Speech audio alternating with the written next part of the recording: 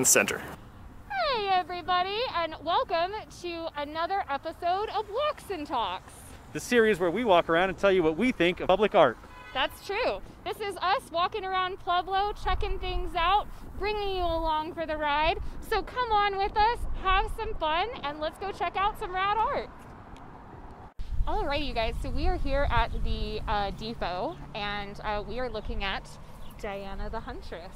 So Diana the Huntress is kind of notorious in our town, is she not? Really is. She is. One of a handful of notorious figures. Yeah, this one comes into question at least once a year, I'd say. Becomes a kind of a hot button issue for the community. Absolutely, because she's nude.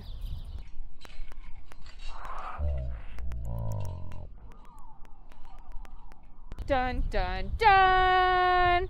I think ever since I've moved here, at least once or twice a year, someone puts clothing on her. Right. That seems to be sort of a town tradition at this point. Who is doing the tradition? I don't know. Right. And as someone who often showers nude, I don't see what the hype is about.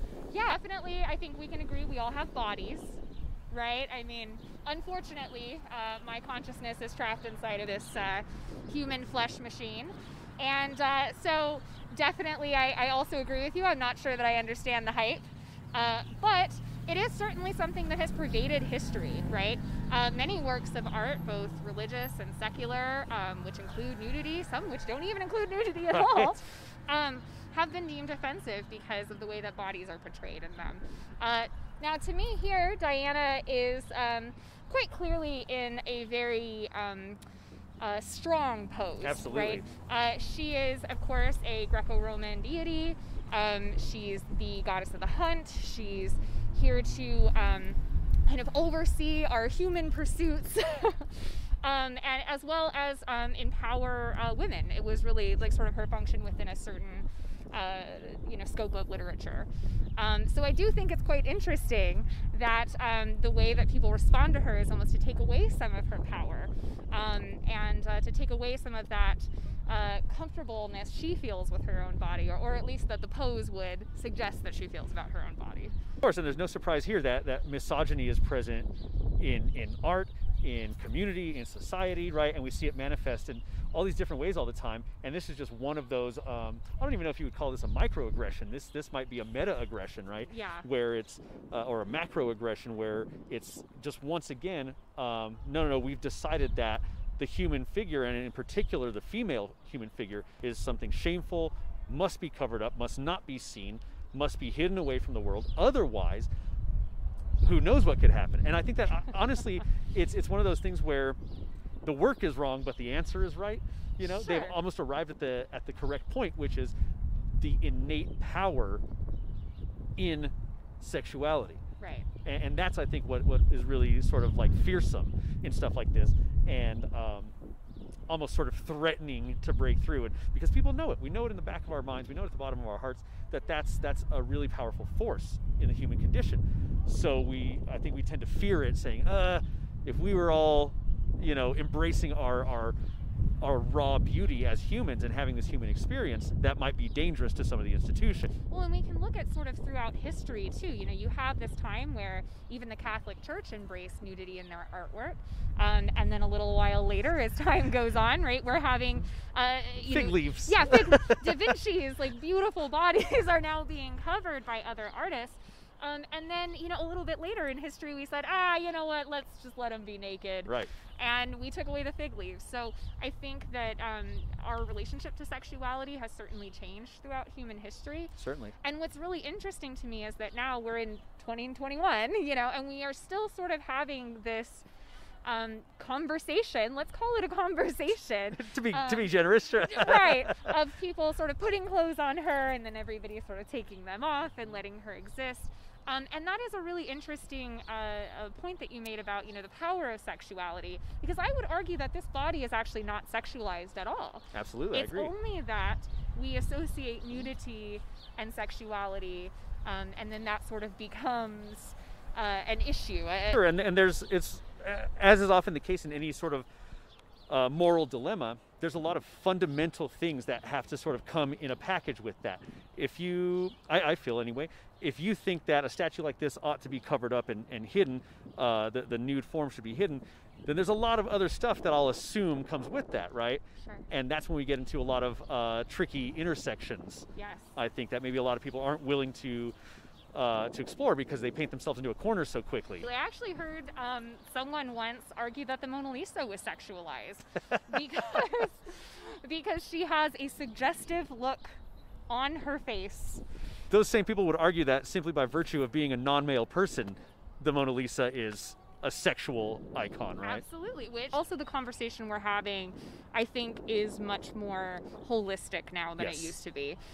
Even the fact that you and I can talk about the difference between sort of sexuality and or sexualized bodies and non-sexualized bodies is a step up from perhaps the dialogue that I got in school. Oh yeah, I can imagine. Around nudity in art and sort of where the moral line is for that. The conversation has to be more holistic now because we're realizing how sort of whole the problem is. Yes. Right? And how all-encompassing that those problems are and pervasive those problems are. And we're not going to solve them by ignoring them or by agreeing to disagree even.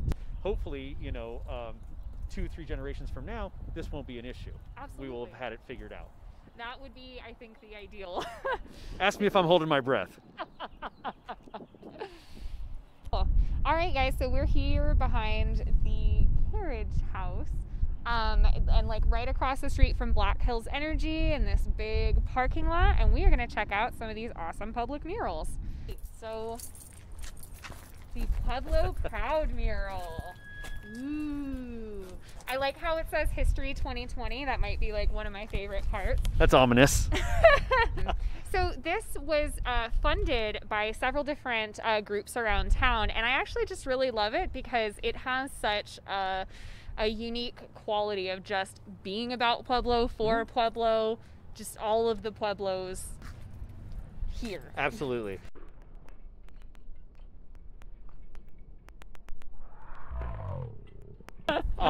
So the first thing I noticed about this mural, I hadn't really looked at it too closely before today, and walking up just now, the very first thing I noticed were all the high school mascots, and it that's kind of the dynamic that we have here, folks, is Sandrah knows sort of facts about the pieces that we're looking at, and then I put them through this lens of personal experiences as they relate to me and my ego.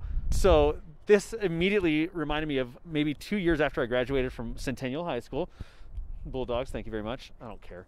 And don't add that in. People will get they'll riot. so They'll be upset. rioting. The shop teacher had this dilemma where he needed these bulldogs painted as little like stand-up signs for a pep rally or something. And he hit me up and he said, "Oh, you're an artist, whatever. Can you do this?" And I said, "Yeah, no problem." He said, "All right, you have 3 weeks," or whatever the case may be. And I remember sort of the night before I had to turn him in being like, "Oh yeah, I better figure out how I'm going to do this." And it was one of those projects that I was just in way over my head. I didn't have the tools or the media necessary to do it, but I tried, kinda. And in the morning, I just looked at him. I was like, "Well, that's about as good as that's going to get," which was not great. But I took him to Centennial and I dropped him off and I said, "Yep, here you go, bye." And that was that. So I don't know what they ever ended up doing about that. But if they still have sort of poorly painted bulldog stand-up signs for the pep rallies, If you are out there and you have any of these bulldogs, I will pay you so much money for them. Hit me up. That's sort of like, yeah, that's why I love it. So exactly what Joaquin said. I don't always know all the Pueblo history, especially because I'm a transplant. Sorry, you guys. And everybody's like, Sandrah's canceled. We're canceling Sandrah. locals only. You're not even from here. I do think that's sort of what I love about this, is that it makes me feel very like part of the community. I walk past here, you guys, literally every single day. The Arts Alliance is right around the corner from where we are right now.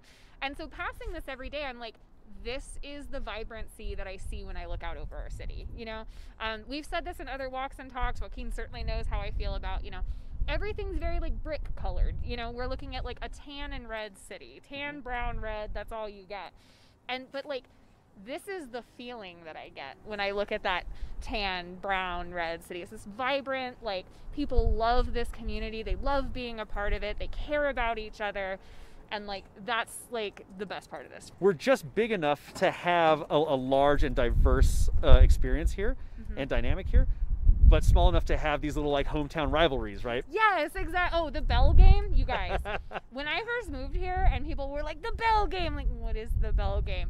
I thought I was going to get my head ripped off one day because they were like, who do you go for in the bell game? And I was like, and they're like, you have to have a side. No, you pick one for sure. Like, okay, the one with the bell. And they're like, that's not an acceptable answer. That's Centennial, by the way. So many primary colors.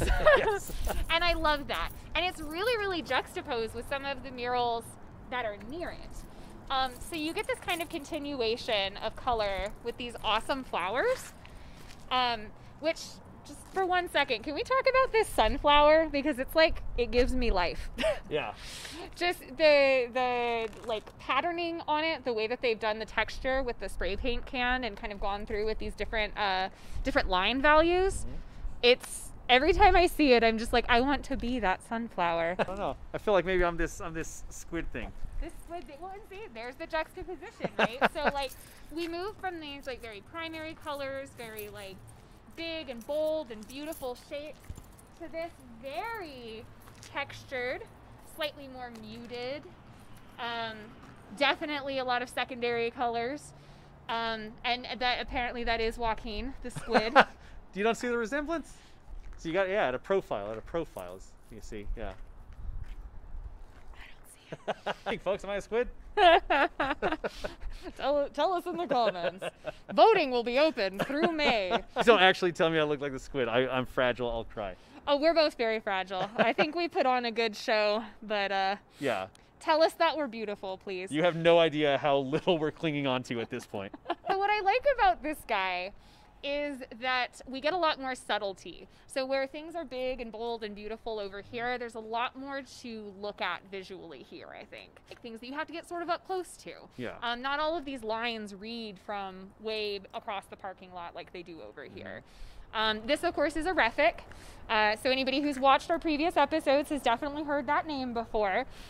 He's probably one of the most prolific mural artists in our town. This, to me, is like kind of an era of Matt's work, honestly, because there was a while there where he was experimenting with different effects, and this was one of them that we see in a lot of the murals that he painted around that time, is this sort of like glowing diffused effect in the blue and sort of turquoise lines in the background. Okay. They're really soft, they're diffused, which is sort of at odds with a lot of the tighter line work in the textures up here, and even at odds with the highlights of the squid or octopus in the texture. Those diffused lines, at least from a distance, they really give off this kind of like glowing, lightning, electric effect, which to me is the whole, what pulls this whole piece together is that visual effect. Yeah, this effect in particular, again, for me anyways, and maybe our viewers feel slightly differently, but it makes me want to come closer versus, again, like I said, juxtaposed to maybe the other mural, I feel like viewing it at a distance is where it's meant. I'm meant to view it from this far away. This one makes me want to interact with it more. And so those are two very different strengths that I think are really beautiful to make up kind of this holistic installation, which is this parking lot. Sometimes when you're looking at a particular artist's work, and especially on such a large scale like this, it can be hard to tell what that process was like. And that's one of the things that I like about this mural over here, this part of this mural, is that you can really see the process in just about every element here. Right.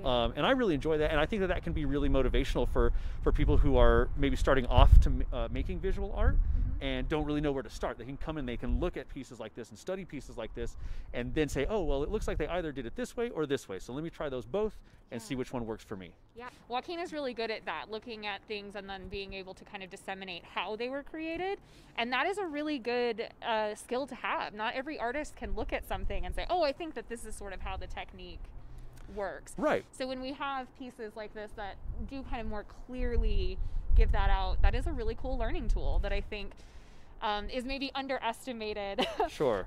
Because it's something that's a much more real world experience rather than sitting in a class and then learning how to do the technique. So one of my very first mediums that introduced me into visual art, it just kind of makes sense to me. You know, and so I tend to see it and immediately start breaking it down like, okay, here's what they did, and in which order. Absolutely. See, we got an expert with us. This is why.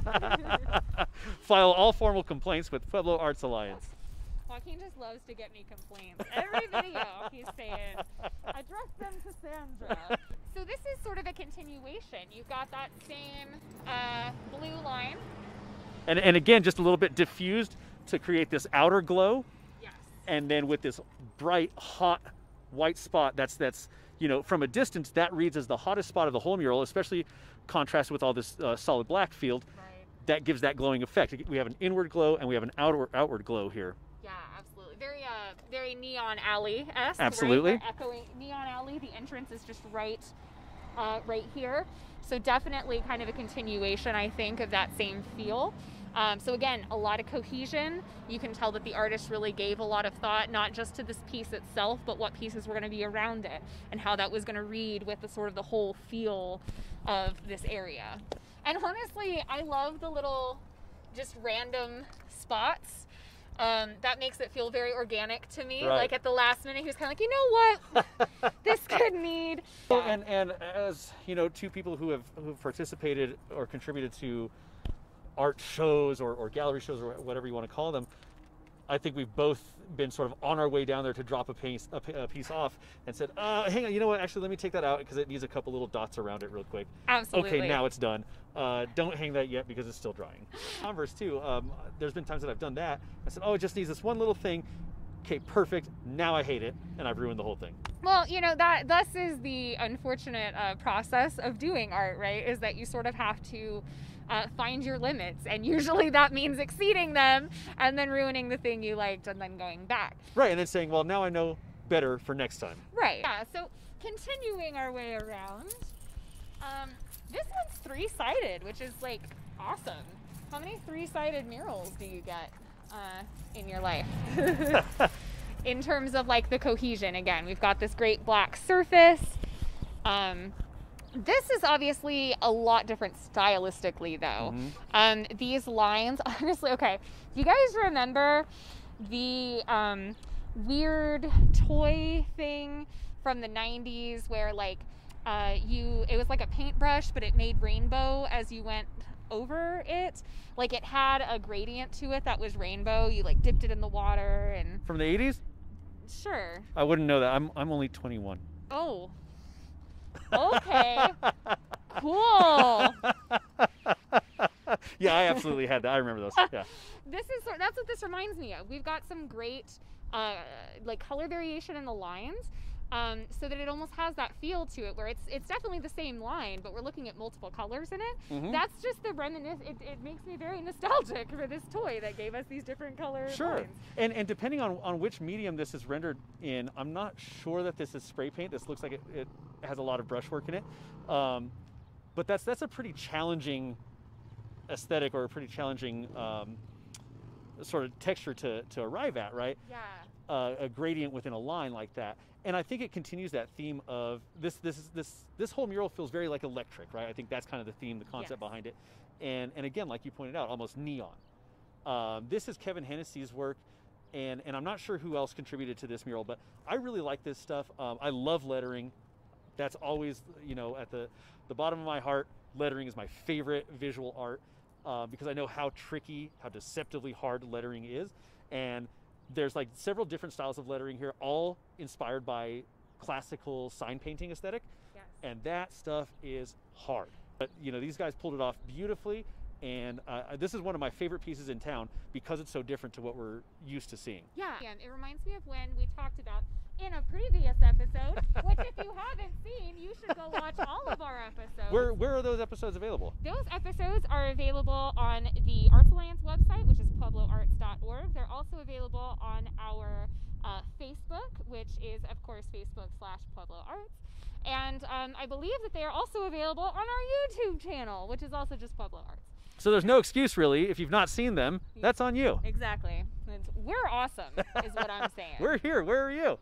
One of our previous episodes, we talked about the mural at the State Beauty Supply, and how difficult that style can be because you communicate so much with so little. And that is very much what I see here as well. There's so much, and like just these like leaves, right? Like let's just talk about the That's leaves. one of my favorite parts is just those leaves. Yeah, absolutely, because I think where you would most of the time see like veins and texture to kind of communicate that, this has been really, really simplified.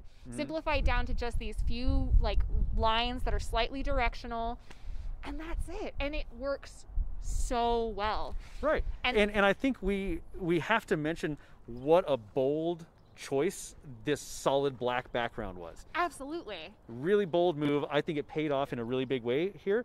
But this could have easily, anything on top of that black field could have easily gotten lost. Absolutely. I love anything that's sort of conceptual, right? Yeah. And so the theme here, the concept here being, you know, the camera is taking the photograph of the rose, which then becomes this little Polaroid snapshot, a memory. It just shows the amount of preparation that people put into these works. Yeah. They don't just show up. You don't just show up and say, what am I going to do here today? You know, I have this huge space to cover, and maybe we'll do a camera, and then roses are cool, and since there's a camera, we'll put a photo in there. Sure. No, these things were preconceived and drawn out and thought out and then executed wonderfully. Yeah, and even if you want to come sort of philosophize about it, it's there for you to do, which maybe you can't do with straight flowers in a mural, right? Sure, absolutely. And yeah, we could do an entire episode, if not just on this installation, on I could talk for days on this artist's work. And I think that, you know, not to dwell too much on who's creating these pieces, rather than the pieces themselves, but I think that his work stands out so much because they're so well conceived. Yeah. And again, let that kind of be, you know, some guidance to someone who's maybe thinking about starting out as a muralist. What makes work stand out is that concept, the conceptualization of it, and then the execution of it. Again, these guys are not just showing up and saying, cameras are really in right now, and roses are always cool. Yeah, vintage cameras are rad. Right, and of course they are, but yeah, this was so well prepared, as his work always is, and that's why it stands out to me. Yeah. Is I can tell that the work that went into it before he even showed up. Our cameraman, Sam, is probably like, yes, you're right, old cameras are amazing. Why are you guys not including me in this conversation? But to be fair, we did tell Sam he can make a cameo at any point. It's true. It's true. Like this video at this point. Leave a comment if you want to see Sam's face in our next video. Alrighty, and then we move on to this little hidden gem, I think. Hidden in the sense that you do have to sort of come down this little alleyway to really get a good sense of it. But I just love this little paint. Did we just say that this is an actual mascot? I think it's an actual mascot. Okay. From where I don't remember, but I think it's maybe a paint company. Okay. We theorize that it might be Sherwin-Williams. If you guys know, tell us. We're confused. Win some some street cred in the comments. Yeah. So this mural, Joaquin actually, before we started rolling, was talking quite a bit about the kind of techniques used here and some of the different things. Would you like to share some of that with our audience? Yeah, so one of the things, again, that I keep coming back to is conceptualizing these productions, right? And these are productions. Again, these aren't people just showing up and saying, well, I know how to paint graffiti and you know how to paint graffiti, so let's do a wall together. These people are sitting down and hashing out these details, oftentimes even drawing each other's pieces, or one artist is drawing both pieces, or you know, depending on how you want to do it. The color palette is agreed upon, the theme, the concept is agreed upon, and then they come out here and they execute it based on the space. So without sort of like naming any names, there are some people on this wall, you know, who are very famous sort of veteran graffiti writers around Pueblo on this wall, and some crews that we recognize from nationwide, actually. These aren't local Pueblo crews, some of them are. But again, just the mastery, I think, that's shown in a lot of these stylistic touches in this piece, not only shows control and creativity, but really just inspiration. So much of that stuff is taken from like classical graffiti. There are nods to classical graffiti with some of like these arrow forms and stuff like that. And then there's really, really contemporary, really modern, and again, bold kind of pioneering moves in it as well. So I really always appreciate this artist's work a lot. He's a friend of mine, and a really talented, creative artist who's always been, you know, king as far as Pueblo is concerned. Nice. How fitting too that you have to sort of walk down here to see this sort of, like, as you said, the king created, right?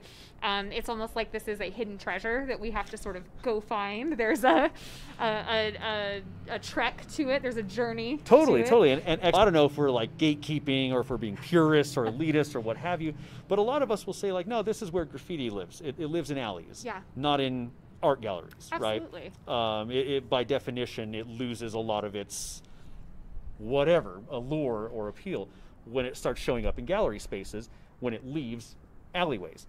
And there are, you know, many kings in Pueblo currently and throughout its history, and this, you know, this is just an example of one of them. But these guys, what I love is this idea that there's this incredible art movement that's just coiled at the feet of the art crowd, and they'll never know about it. Absolutely. That is part of the big inspiration for doing series like this, is because there are types of art that should remain within their context. Is why, well, I guess I can't say this is why, but I'm sure that is part of the reason Banksy, you know what I mean, we had this whole controversy with the painting shredding itself. Right. It's a statement about sort of where art is, and it was sort of a way to say, you know what, no, you're not allowed to make high art money off of this thing and then still be able to maintain it in its pure form. You have to choose. Exactly. What is the phrase, like the life you want will cost you the life you have, right? And artwork has the same meaning. Once you take this out of context, you take it out of the alley, it does lose not only part of its meaning, but part of its history, I think, too, of being sort of a rich art form that isn't understood by everybody. You can't go to college and take a graffiti class to be a great graffiti artist. Please don't get any ideas. Please don't start graffiti classes. No, because the academia sees it as so deviant, you know what I mean? And that deviancy is often where we get some of the most amazing artwork. I agree completely. And you know, again, you have to choose. Do you want to commodify this and own it and then in turn destroy it? Right. Or will you, are you appreciative enough of it to let it exist on its own, independent of you? Artwork has a relationship with us when we look at it. We accept the relationship from art when we become a viewer. And I think that just like in many relationships, people often were like, I want to control that. I want to have that. Mine. Versus, you know, really, again, like being able to let it breathe and let it live. Letting art and artists kind of control their work is a really important ethical topic that at some point we'll talk more about. Certainly. But we're touching on right now because it's really important, and it's something that art should have context. Absolutely, it has to. That's sometimes half the point, at least. And we were talking this morning about Zen, and maybe one of the most Zen concepts for something like this is get down here and enjoy this piece while you can. Because certainly, soon enough, it's going to get buffed over, and it's going to get redone, maybe by the same guys, maybe by someone different. Maybe it never gets redone. Yeah, and it just falls away with time as it ages and outside. As we see the wall across from us here, right?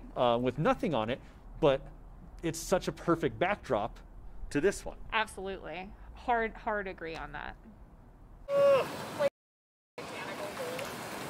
Okay, I know I'm vegan, but if I'm vegan, right? Did I hurt you guys? Some cops are about to roll up. Oh, what are you doing right now? We're filming! We're the creative corridor! Yes. Maybe we could just do one of these. Yeah. Alrighty, so after a very unsuccessful trying to look cooler on this thing than we do right now. There are very few options for looking cool on this bike rack. It's true, we tried very hard. But I think the lesson we learned is that the bike rack looks cool on its own. Yeah, exactly. And you know what, that's why we're here to talk about it. That's right. Is that this bike rack is a piece of artwork in itself. It is a functional piece of artwork. And I think that the creative corridor has a lot of really cool functional artwork. And I think that it's something that gets overlooked because it's functional a lot of the time. I think you're right, yeah. People tend to think that, like, if you're trying to be artistic and make it functional, that, like, it diminishes the value of both of those somehow, which I think is silly. why would we want just a plain old gray bike rack when we could have this amazing fish? Yeah. Which is right next to our river walk, which tells people, you know, where they are in our Absolutely. city. So I don't know. I just think that like functional art is like worth talking about, and especially pieces like this on the Creative Corridor are really cool that we have invested that much in our artistic community that we also value kind of these mundane things. Totally, and I think even the mundane sort of utilitarian things that we see day to day are still very artistic. Yeah. You know, just from a design point of view, I don't know that I could have been creative enough to come up with, you know, the design for the gazebos that we see on the Riverwalk, that are even just mildly decorative.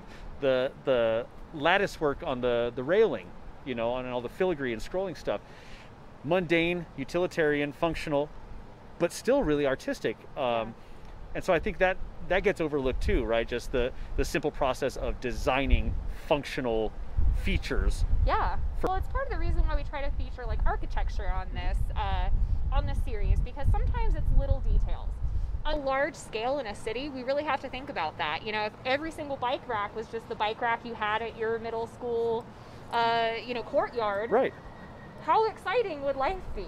But, you know, especially visitors to our city, I imagine people are coming to the Riverwalk and they're like, is that a fish? Is that a fish Right. bike rack? That's kind of neat. and maybe now, hopefully, you know, people will think about this a little bit more and not take it for granted as much. Yeah. And our locals, when they pass by the Riverwalk and they see this, maybe now they'll have a certain little sense of pride and saying, yep, that's our fish bike rack. Absolutely.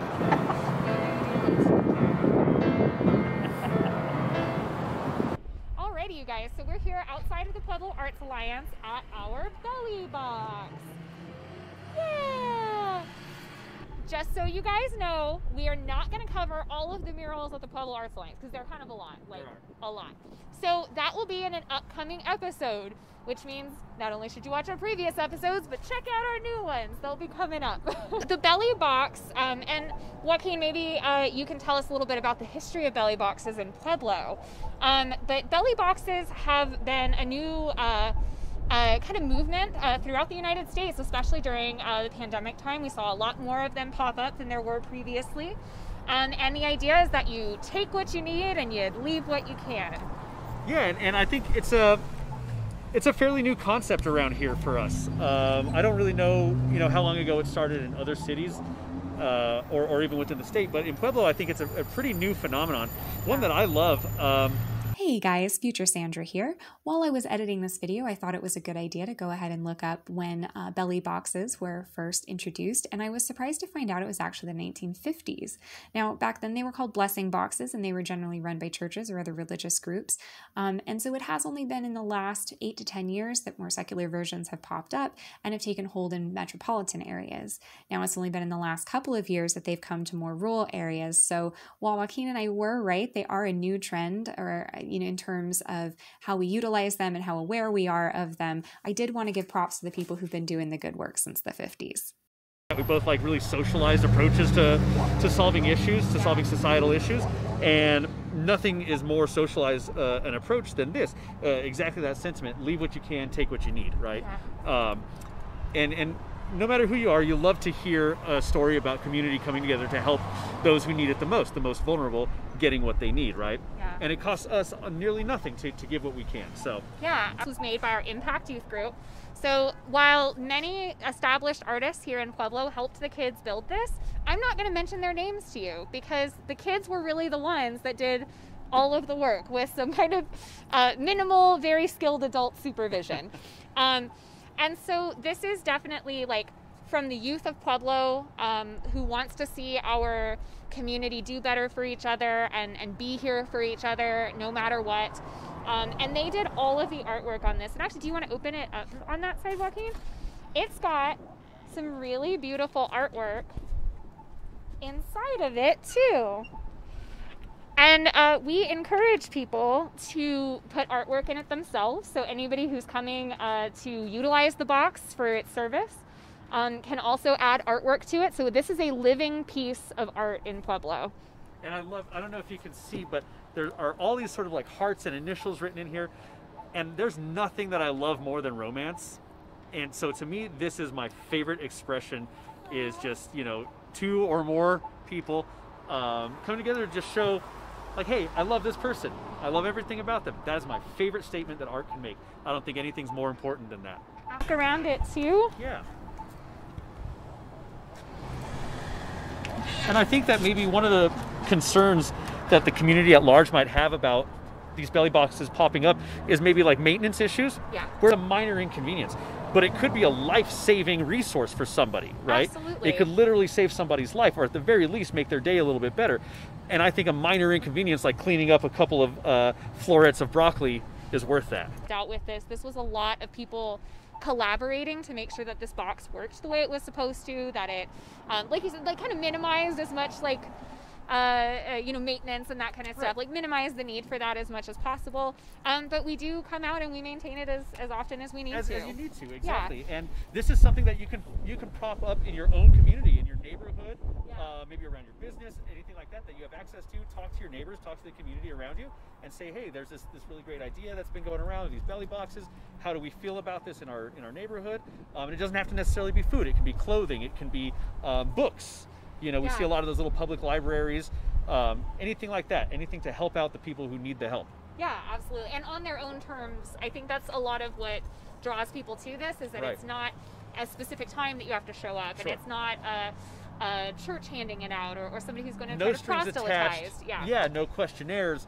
No, you don't have to give a reason why you're here. You just taking come and from you this. So, you know, you got the belly, because it's the belly box. This was an act of peace towards our community, that we were here to very much help out and spread that love and that peace for everybody, that peace of mind, not just like, you know, physical. Right, sure, and this is, you know, we talk a lot about like sort of implicit or covert violence against communities. Yes. And if keeping vulnerable communities from accessing basic needs like warmth or food, that is absolutely an act of violence. These kids knew why they were showing up, and it wasn't to build a box. Exactly. This one, this might be a little bit more Joaquin's because it's lettering. But they did really go above and beyond to make sure that people knew sort of the rules of the box. No perishable foods. We don't want anything going bad or anybody getting sick. No glass, because obviously glass breaks and can become a little bit of a hazard if you're carrying it to and from. So they really thought about, again, how to not only make the box aesthetically pleasing, but also how to make the box informative and how to make sure that people were using it properly. So kind of like we just talked about with the fish. It is very much a functional piece of art. Totally. I think that, you know, in this case, the Arts Alliance and the Impact Youth Group had to think about is, okay, how do we make this work logistically? Yeah. How do we make this not hazardous and not even a nuisance, right? We need to come up with some sort of criteria to stick to here. And I think they did a phenomenal job. I love this like seaweed too. That I'm not sure if it's seaweed exactly. I think that's what it's supposed to be, but I love the little blue highlights. Yeah, I think there's again some really subtle little touches on all of these that are really impressive to me that I wouldn't have thought of. Right. You know, I'm used to doing really illustrative design. And so any of these little stylistic touches I really appreciate. Yeah. That again I might not have necessarily thought of because I would have been so focused on making it a little more rigid, right, is how I tend to draw and say, no, it must look like this thing. Right. And then I'll worry about stylistic touches later. Yeah, and the kids kind of have the opposite. Right. When I work with children, I often find that they are not concerned about that in the least. From the mouths of babes, right? Absolutely. So this side features some suggested donations, things that they're always needing, like socks, applesauce, cups of noodles, things that are really easy for people to eat and access, as well as obviously just like hygiene and general supplies that we all need. And then of course the phrase that we keep saying, leave what you can, take what you need, which again is, you know, to everyone their own needs, like that is what they are entitled to. Absolutely, and that's you know, a bit of a calling to, or a call out really, to some of us who maybe apply that to a broader spectrum of life. Yes. Right? And we say that's kind of what we live by, or how we idealize the society in which we live. Yes. You know? Well, I felt really passionate about including this because I think it's such a wonderful, again, marrying of functionality and art. It's something that's living and ongoing in itself, but it's also something that helps us as a community stay living and ongoing. And I think that that's very poetic. Absolutely, and I would love to see more projects like these take hold in Pueblo. Yeah, absolutely. And if anybody who is watching, if you guys know where other belly boxes like this, because they are becoming a trend. Joaquin is right. They might not have been very popular, let's say 2 years ago, Right. but we are seeing more and more of them pop up here in Pueblo. If you know where another belly box is, comment it. Let people know. The more that we share these resources, the more that we can really guarantee that people in Pueblo are getting what they need. So if there are more of these popping up, let us know, send us pictures, and who knows, we might include another belly box in another episode. If there get to be enough belly boxes around town, we might just have to dedicate a whole episode to them. Love that idea. Love it. Okay, you guys, so we are here at Squawk Coffee, and we are looking at this awesome mural behind us here. This is a Matt Rethick and Company, and I'm just gonna say that I adore this. There's so much movement to it. It's so fun. And it's all a little bit confusing. And we are gonna we're gonna unpack all of that here today. Thanks for being with us, you guys. Well, off the bat, I really like this color palette, especially down at the bottom, the greens and purples. And brown, I think it's such an unlikely combination that it works for me. Yeah. And I really like that. I like really limited color palettes as it is. So when things start getting a little too vibrant, or it looks like, you know, things kind of exploded all over a piece, I start to kind of zone out and have to take things in as a whole. But this I like because I can kind of focus on different elements at a time, and it doesn't get to be overbearing. Sure, that's it. So we have different opinions on that, but I really understand where you're coming from there. Looking at something as a whole, especially with a limited color palette, can definitely make it more cohesive. Color is like one of the most important tools an artist can use. I think we can both agree on that. Sure. It's why when you do any kind of marketing, they tell you, you know, don't do the logo in color. You always do it in black and white, because color has such an influence over our feelings. Sure. And the way that we perceive things. So I do agree. I do kind of like when it looks like something exploded all over the canvas. I love that chaos. Give me the chaos. But I agree with you. This color palette really works, especially for a coffee house. Mm-hmm. I also would love to point out that the brown really reflects the brown brick that's used here. It does. I think it was a really conscious choice, probably, to really reflect the building's architecture in its added mural. Mm-hmm. I agree with you. The color palette is great on this. The use of those colors over and over, I think, is really good too. Yeah. Repetition is another thing that I get really excited about when artists really think about what elements to repeat. Mm-hmm. And the way that these colors are repeated, not just in the greenery, but in the clothing, and then again in the sky, that really does something for me. Yeah, if you've ever been inside Squawk, I think you have. We talked about it this morning. Yeah. But it's such a cozy little space. This whole shopping center is such a cozy, comfortable little space. And I think this mural really does a lot to kind of bolster that. Yeah. You know, you can be inside on a snowy day, on a cold day, looking out the windows at this mural, and it does something for you. You can be out here on the patio on a nice, warm, sunny day, which this has been intermittently. And again, it just kind of like reaffirms this really comfortable little space, you know? Yeah, that's a great way to look at it. And this does give me comfort, you know? Mm-hmm. Food is comforting, right? for a lot of us. And we're being offered tea, and we're being offered wine, and we're being offered, you know, grapes and fruit and different things, and I do feel very comforted. Mm-hmm. It's almost like when somebody says, "Oh, are you having a bad day? Here's some soup," you know. Do you eat your feelings too? Wait, does everyone not do that? I'm very confused. You and I do anyway. Absolutely. So yeah, I think that comfort is a really good way to describe this. It is a good feeling that I get from this, absolutely.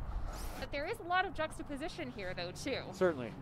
You know, we have this, like, kind of comforting, wonderful set of people who are offering us all these things. We have this wonderful greenery on the bottom. But then we get into the industrial aspects, which, you know, obviously Pueblo has a rich history of industrialization and steel production, and that's what we're seeing here. But it does give a lot of tension to this piece. It does, yeah. There are two almost sort of competing elements in this cheese wheel that I think maybe doubles as a moon, really. Yeah. Right? And then this, I'm going to go out on a limb and say this is some sort of gear or cog.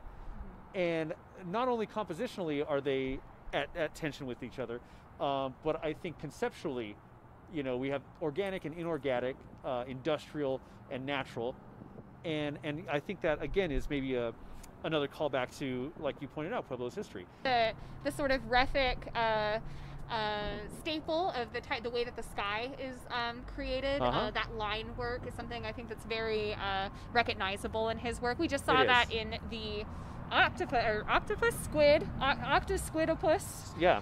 Octosquidopus mural. That's what it is. And I really like that it does, I think if that had been a solid background, we would lose a lot of the kind of punch up of the steel, right? Of the industrial the starkness. Machinery. Yes, exactly. So I think that was a really good choice to make the sky so textured. And again, I like the use of these sort of diffused effects here that give a really soft edge to all of these figures, which makes them look sort of ethereal on this plane, right? And again, juxtaposed with the more solid, defined edges of the flowers and leaves and stuff like this, and again that starkness of the industrial elements, we have these almost sort of glowing figures that feel transparent against the rigidity of the other elements. Absolutely. That's a really good kind of jumping off point too, that maybe that's part of, I mentioned that there's maybe some confusion to look at this. And that's not a bad thing. You know, I do want to point out that when I say that there's confusion in a piece, that doesn't always necessarily mean it's bad or, but it is something that we have to maybe like work through and talk out, that's maybe not as apparent. And that is interesting. I do sort of wonder what the story is here, right? Yes. Like, are these muses? Are they sort of abstracted figures that represent different ideals of Pueblo, or maybe different forces in Pueblo? Are these sort of just figures which are helping us understand maybe different pieces of Pueblo? You know, we have the sort of comfort and hospitability, and then the person holding the gear. Industry or industriousness, maybe. Right. I think that there's a lot of narrative that somebody could come up with and then justify from this mural that may or may not be the intention of the artists who created it. Right. And that does signify a type of work that, you know, in some sense lasts the test of time because we're talking about it, right? Even if we're confused by it, we're probably going to talk about it more because we're confused by it. And that is a strength in a piece of art a lot of the time. Absolutely, whether it's deliberate or not. Maybe some of those things just sort of seep into an artist's work over time as they get so comfortable in their own expression of their own style and their own thoughts. Right. These things just come across very organically, and maybe they say, "Well, I didn't even think about that." But you're right. Some of these faces even look a little bit familiar. I swear, I know at least a few of these women. And that's another. Are these like famous local people that we should know about? Right. Maybe there's more story to this wall than we even know. The intrigue. So I do think that there's probably a lot of thought that maybe we're missing here. Maybe we're reading too much into it. It could be. But that's the beauty of art, is that it's very subjective. This one may be over our heads. We don't know. That's... And you know what? I'm comfortable with that. I'll take it.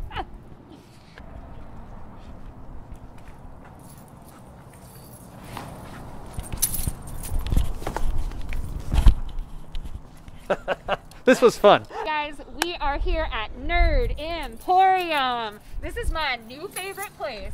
And we're here to talk about how cool it can be to make artwork that's not refined. A lot. I'm not sure when they opened exactly, but I had been seeing it, I think, since the shutdown was when I first noticed it. And I never really knew what was in here, but I would always sort of pass by and just say, that's rad. I like that whoever this is just took the initiative to make their own signage. And yeah, they just kind of did what they did. It came out how it came out, and I thought it was pretty rad. Yeah, and so we'll see, as you guys will see as we go through this little segment, like there's more to this building than just this. And it gives context to why the sign is this way. I love, like, as soon as I saw it, I was like, that's the most Pueblo thing ever. Like, I've got one color of spray paint and a dream. Let's make it happen. Absolutely. And I thought, you know, and like I said, as you'll see as we go through, it does make sense in context, right? Like, because this was a quick piece of art. Yeah. But it's also a piece of art that very effectively communicates to the audience that they're trying to reach. Yes. But what's really interesting, and I had kind of said to Joaquin, I said, you know, I think we should talk about this. I really like the sign, but if you think it's a little bit too simple, maybe let's not do it. And he said, well, you know, somebody painted over it, right? And I was like, This is the dynamic. Once again, Sandrah knows a lot of facts, and then one of us or both of us have gossip about that fact, or relevant to the fact, and then we sit around and we gossip, and then we come up with these ideas. Our gossip out into the creative corridor, and we bring it home to you. Which is the important part. You're We're welcome. disseminating information Yes. that's very important to your life. No. So we just talked to the owner, who's super, super nice. Highly recommend. Come in, talk to him. He's awesome. Total sweetheart. But he was saying to us that somebody very recently was apparently unhappy with the quality of this sign and came here, put up cones, blocked off the sidewalk, and just painted over it in red. In broad daylight. In broad daylight. On like a Saturday afternoon. What? I'm going to step over to the other side of you so we can get a clear shot. Yeah. There you go. And that blew my mind. So now we have to talk about, just like we did with Diana, censorship, right? Just because this piece of art was maybe not as refined, maybe it looks like graffiti. Somebody felt like they had to come cover it up. I think that is so ludicrous. Yeah. I think that it talks about something really important, which is gatekeeping in artwork. We tend to say, well, like, oh, my kid could do that. And it's a way to say, well, that's not exciting. That's not nice enough to be considered art. But then we encourage children to keep making art. And I think that there's a disconnect there, right? I think that we think that art has to be this thing that you spent hundreds of hours on, and it has to be really polished, and it has to be really thought out and really put together.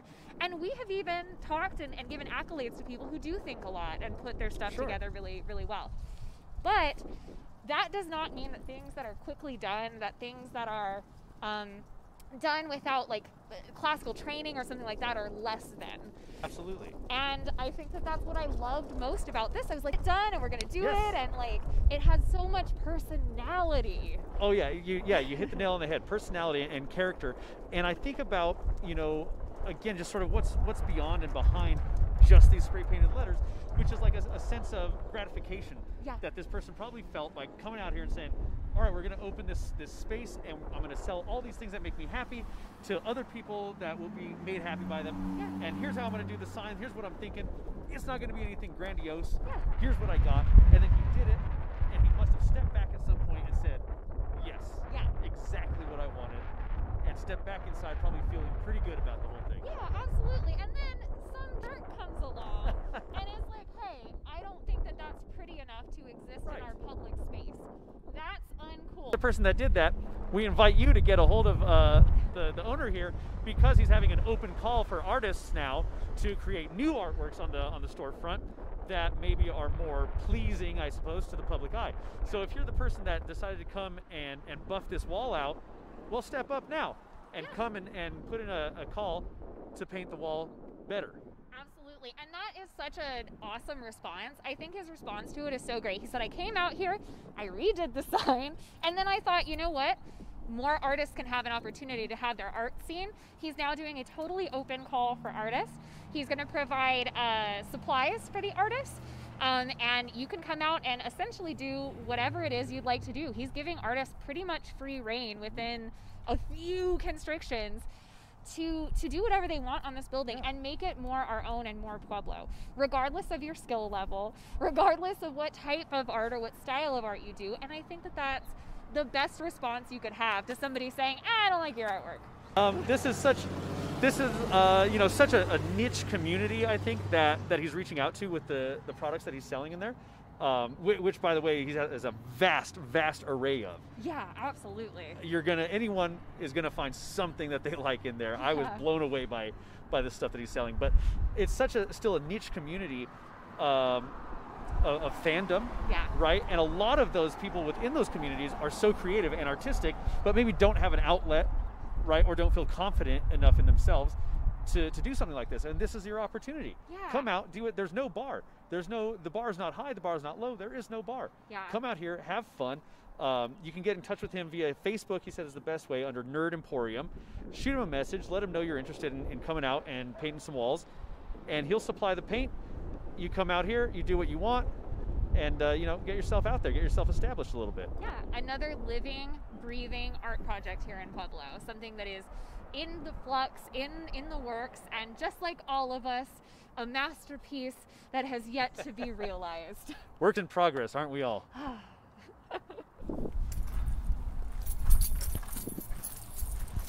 Alrighty, you guys.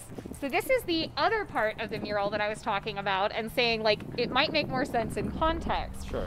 If you are a nerd, which is sort of what panders do, right? Like, you will probably understand that this is almost an art installation. Like, this is meant to look like Joker himself came to tag the building, which is another reason why the Nerd Emporium sign mimicked the same style, is because this is the style in which the Joker would do something. And I think that's brilliant. How better to market to your audience than like an inside joke that your audience will immediately recognize? Exactly, and people, you know, the casual observer won't realize that that was a stylistic choice. They'll say, oh, that, you know, maybe it was just that's all the guy was capable of, and we thought it could have been better, or it should have been better, or now it's an eyesore, or whatever. Not understanding that, yeah, like you said, it was kind of an in-joke. It was a stylistic choice, a decision to do it that way. Yeah, absolutely. This is a smart guy, right? Yeah. Like, he obviously has a really like clear vision for how he wants his business to be run, like the people he wants to be here, how he wants to affect the community. And so I think that it was a brilliant, you know, way to market something. You know, he could have easily hired someone to do a sign if a sort of sterilized, or maybe not sterilized, but like a professional looking sign was something he wanted to do. And that is, again, that's why I fell so in love with this whole building and this whole piece. And I was like, we have to feature this in Walks and Talks. And maybe people won't understand in the beginning. Right. I hope that now you sort of get some context for why some things are stylistically, you know, very, very different from the things around them, right? Like, his business is for nerds. It's not for people who are going to Pier 1. Like, I mean, I guess you can be a nerd and still shop at Pier 1. Like, no, I support you. If you're a nerd and you shop at Pier 1, I support you. But I'm just saying it's a different market, and the fact that he thought about this, artistically executed it, and, you know, then sort of responded to the hate from it in such a, like, a classy way. I just, like... Absolutely, and I think, you know, the aesthetic of this building is almost like a meme in itself, right? Where, like, some people are just not going to get it. If you get it, you get it, and if you don't, I can't really explain it to you. Yeah, I'd have to explain, like, 7 years of internet culture to you. It's not going to work out. And we talked earlier about the mural at Squawk and how maybe that one was over our heads. Maybe some element of that was over our heads that we weren't getting. And just visually, it was enjoyable, but the concept we weren't necessarily too certain about. Yeah. And I think maybe this is on a different point of the spectrum. Maybe this one was over a lot of other people's heads. Yeah, in a much more like niche kind of way. Yeah, completely agree with that. And so yeah, maybe that's the theme today, is you know, things that are not exactly obvious to every single person who looks at them, and the understanding that art exists in context, and that sometimes context is really important to understanding the importance of a specific work.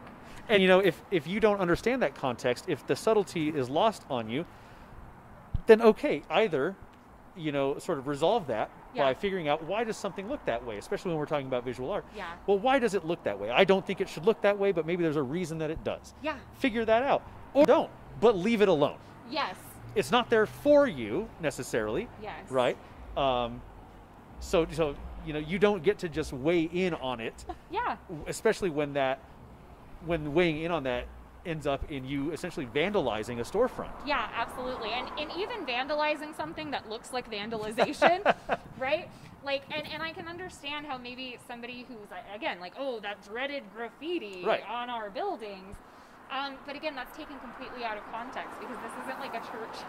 Yes. Right? This isn't like, again, this isn't, you know, Target or Pier 1. This is a nerd emporium doing nerdiness 7 days a week. Yes. You know? And when we say that, when we say nerd, it's a badge of honor. It's a self-proclamation. I know I'm a Harry Potter nerd myself.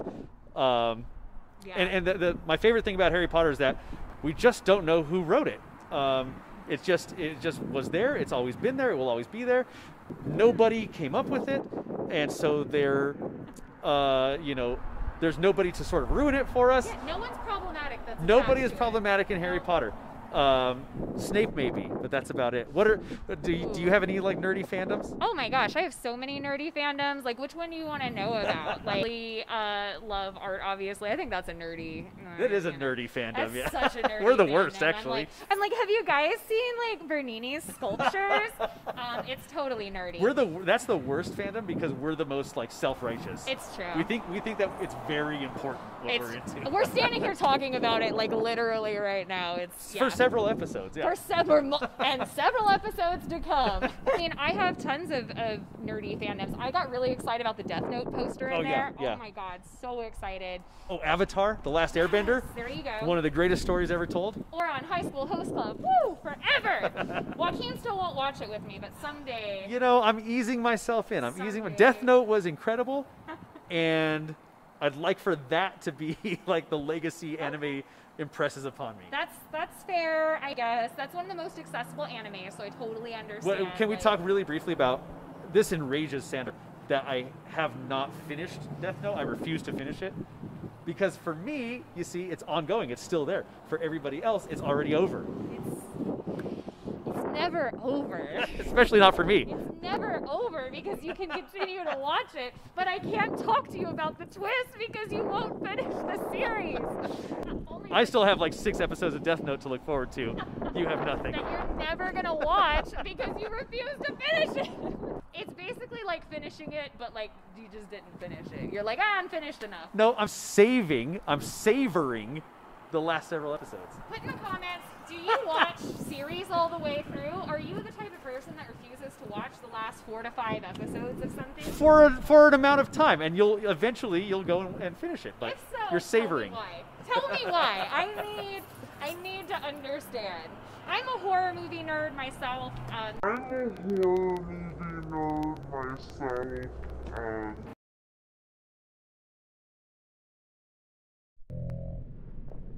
It had tons of horror-related stuff in there, figurines, posters, that kind of stuff. And honestly, like even a horror series, I can't imagine not finishing it.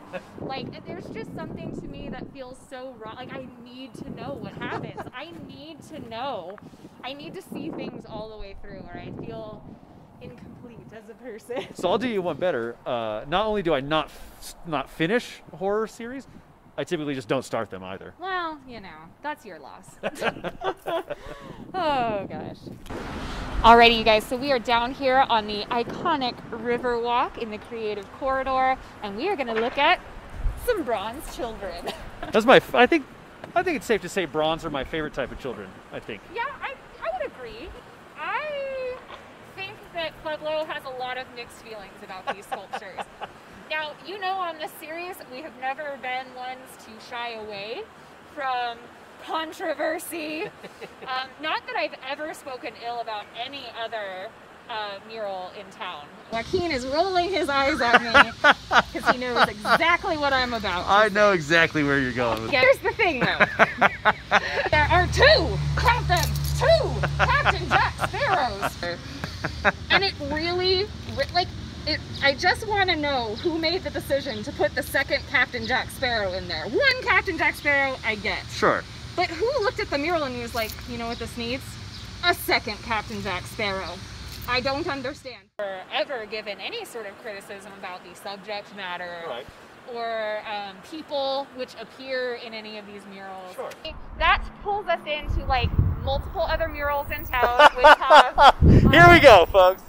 So happy that we only ended up with one Johnny Depp likeness on this building. Sure. Not really my bag. But I do think that there's some mixed feelings about these, and I think that it's worth it to talk about those mixed feelings. Sure, and I don't think that it detracts from the work at all. Let's face it, children are creepy. Yes. And so I think that maybe it's just the subject matter, the depictions, that maybe weirds some people out as they're walking here at night. You know, that's not to say that the work isn't fantastic. Absolutely, and I think that the quality of the work is incredible. Yes. You get up close to it and you realize that it has, you know, this texture to it. Mm-hmm. We didn't realize, Joaquin or I, until we got up here today, that each of these statues actually has a little amphibian. A little friend. A little friend in every single one of them. Are lizards amphibious? I don't know. No. No, they're reptiles. They're reptiles. Some of them are, but yeah, most of them are reptiles. Like, there's definitely a lot to be said in terms of like the way that these figures like definitely look like individual people. They have a lot of fun and they're in like these kind of interesting, cool poses. But yes, I agree with you. At night, these have alarmed me. Yes, they're sort of unsettling at times, certainly. But again, I think that's just the subject matter, not to detract from the work at all. I noticed that they have a lot of these. So like dynamic. There's a book that I use a lot for reference when I'm drawing called Dynamic Wrinkles and Drapery by Bern Hogarth, who's one of the greatest illustrators of all time.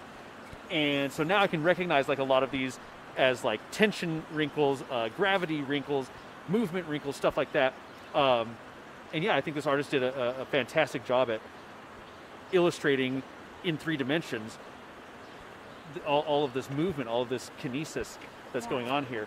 And I don't know the first thing about sculpture, but I can't imagine that working in bronze is very easy or forgiving. Oh no, absolutely. I generally, and I don't know, if anybody does know who's watching the exact process these went through, please do let me know. That there are many different ways of making bronze, and generally they're in molds. So that means that you have to sort of create the image multiple times to get to where you're at. And I agree with you, the wrinkles that, I mean, even like this fold of skin here on his calf.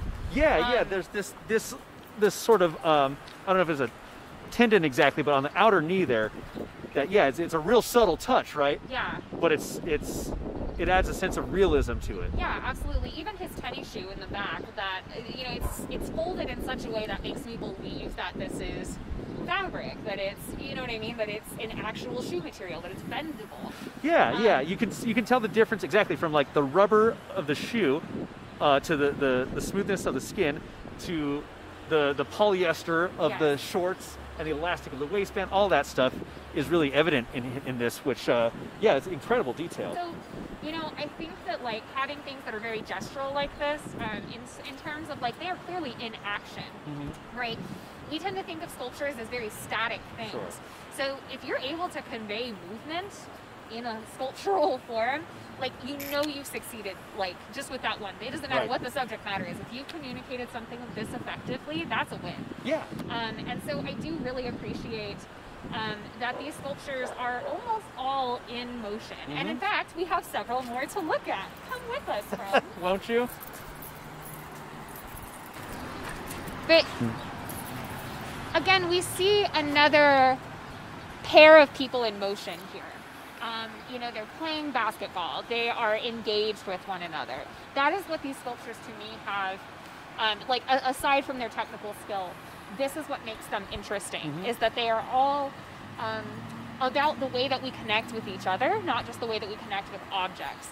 So they have a relationship to this ball, but they also have a relationship to one another. And that's a pretty cool subject for public art, I think. You pointed that out because even just compositionally, that makes for a really interesting piece. This sculptor could have chosen any number of poses and compositions, but it seems like he chose really kinetic ones that create some tension, some direction. That piece that we saw with the boys playing there was very like rectangular. This piece is very triangular. And it's evident that not only does he know what he's doing when casting bronze, but also when composing a piece. Yeah. Again, that conceptualization. There is an interesting thing that happens with sculptures. There are parts that have to be simplified where other parts are exaggerated, right? So the hair is very simplified, and I actually really like the stylistic way that he communicated it. It still has a lot of texture, and it still has a lot of movement.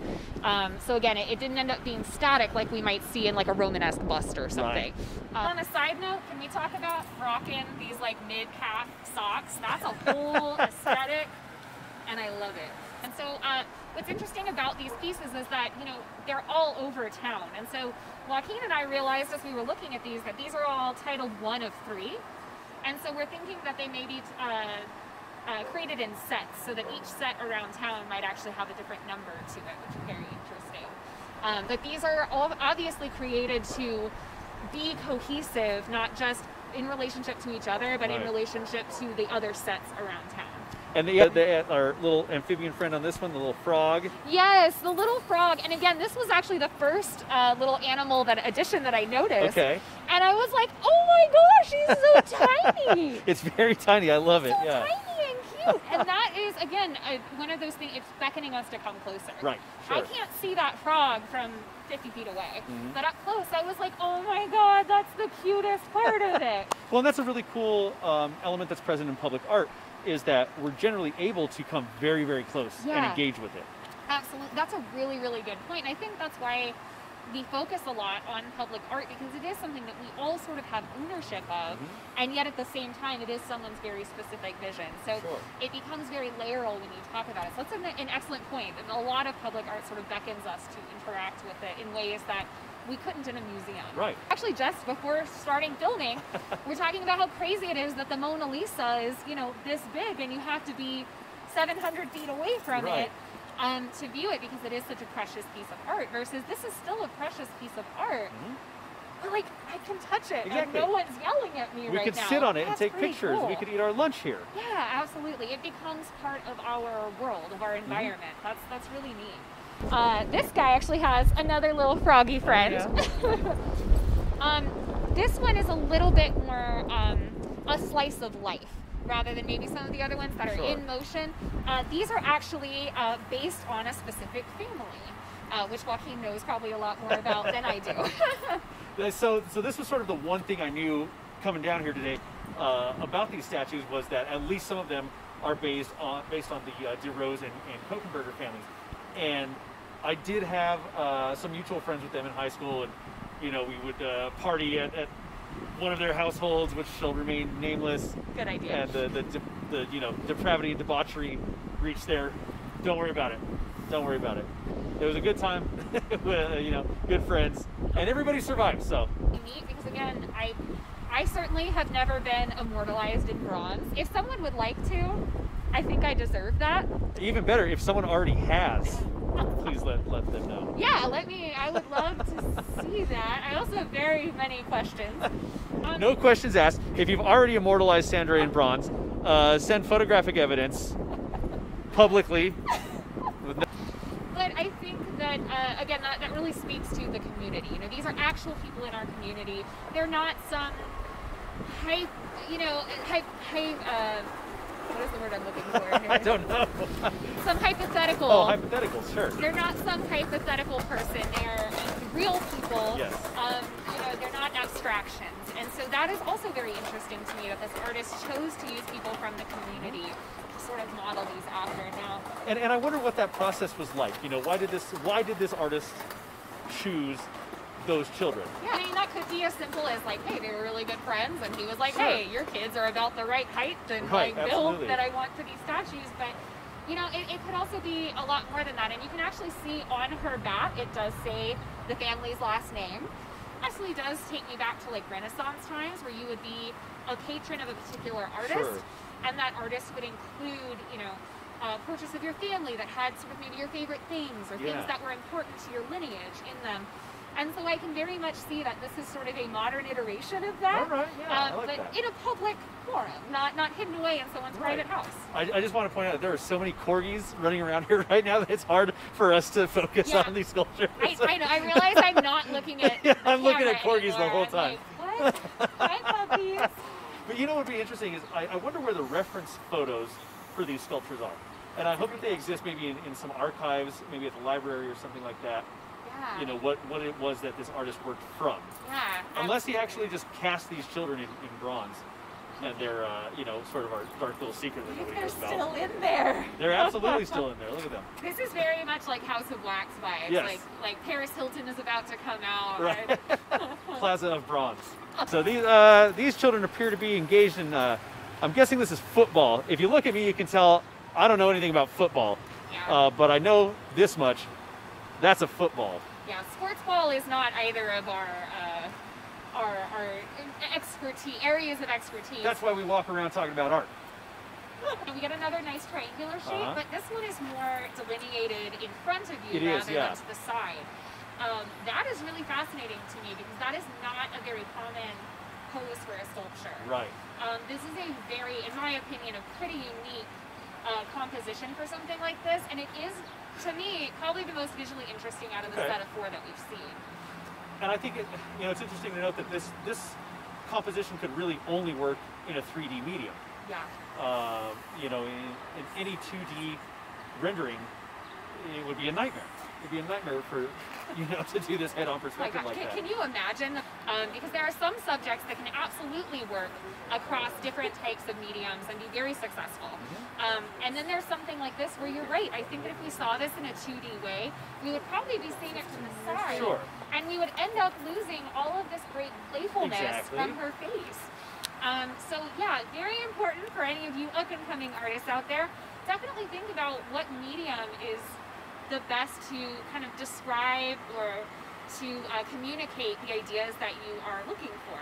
That's something that, you know, I didn't realize until I was much older, like, okay, well, you can be a drawing artist that also does sculptures because sculpture maybe works better for this particular artwork. So don't box yourself in, kids. And I do love with this one too that we get some nice negative space in her hair, which I think is really interesting. That, I don't know about you, but for me that harkens back to like the Art Nouveau movement, and again like Alphonse Mucha and Erte and stuff like that, which I really like a lot. I incorporate that into a lot of my designs. Yes. Typically when I'm drawing hair, I like to do it in a Mucha style, and an Art Nouveau style. And so yeah, it's fun to see, like, wow, I wonder if this person also took influence or reference from that same movement. Yeah, that's a great question. And I think that if we didn't see that negative space, it would really weigh down the whole piece. Yeah. You know, that negative space to break up the monotony, especially in a medium like this that's monochromatic, essentially. Yeah. You know, to see the light coming through and to see even just the bushes on the other side of it creates a sort of airiness that would have been impossible without that negative space. Absolutely. Alrighty, you guys, another episode is complete. Another one for the books. Thank you all so much for coming on this journey around the creative corridor with us. I'm always so surprised that we have so much to talk about with each piece, and there's still so many more pieces to talk about. I was just thinking that, you know, the creative corridor, for the area that it spans, there's so much to see. There's so much to see. We've done 3 episodes now, and we have so many more to come. So much more art to see. So many more stories to tell. Yeah. Right? And so many more questions to ask. Oh my, so many questions. So many more rants to go on. Yes. So many more jokes to make. And I am so appreciative that we live in a place that has so much work that we can talk about. And like, this is the best problem we've ever had. Right. Is having so much art to talk about. So stay tuned in. We're only going to continue to do bigger, better episodes with more inclusive like stuff and interesting mediums and hidden gems and all that good stuff. And who knows, maybe we'll even see a few more cameos from some of our artists here in town. So thank you guys so much for coming. We are so appreciative. And to leave you with some parting words, stay hip, Pueblo. We'll see you next time.